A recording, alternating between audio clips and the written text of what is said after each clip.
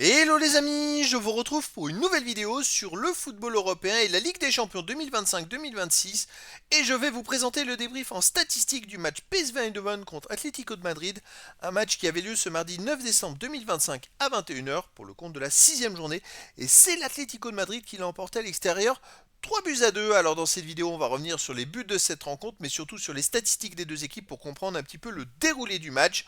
On enchaînera par le classement de la Ligue des Champions mis à jour.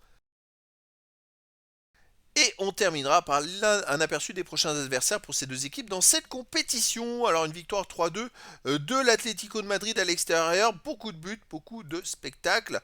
C'est le PSV Eindhoven qui a ouvert le score à la 10e minute par Thiel. Ensuite Alvarez a égalisé à la 37e pour l'Atlético de Madrid. Début de deuxième mi-temps, Anco a redonné l'avantage pour l'Atlético de Madrid à la 52e, donc 2-1 pour l'Atlético. Et à la 56e minute, 4 minutes après, Sorloth a marqué un troisième but pour l'Atlético de Madrid qui menait 3-1 et Pepi a réduit le score pour le PSV Eindhoven à la 85e minute. Alors les statistiques, il y a eu 2,61 XG buts attendus à 2,29 en faveur du PSV qui a été légèrement au-dessus de l'Atlético de Madrid. Malheureusement pour eux, il y a eu 3 buts à 2 mais dans l'autre sens. Les autres stats, 52,6% de possession de balle à 47,4% pour le PSV, 485 passes tentées à 446, 406 passes réussies à 369, 83,7% de passes réussies à 82,7%. Collectivement, le PSV Eindhoven a été au-dessus de l'Atlético de Madrid.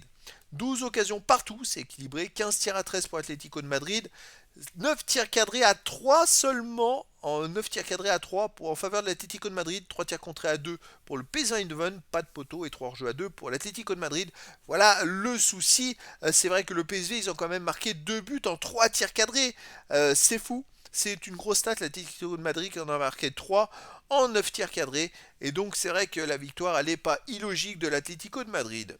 Les autres stats, il y a eu 9 corners à 5 pour le PSV Eindhoven, 25 centres à 15 pour le PSV, 11 interceptions à 8 pour l'Atlético de Madrid, 21 tacles à 19 pour Atlético de Madrid, 60 duels gagnés à 47 pour Atlético. Ils sont vraiment allés la chercher cette victoire. 6 arrêts à 1 pour le PSV Eindhoven, 14 fautes à 11 pour Atlético de Madrid, 4 jaunes à 3 pour le PSV et pas de rouge.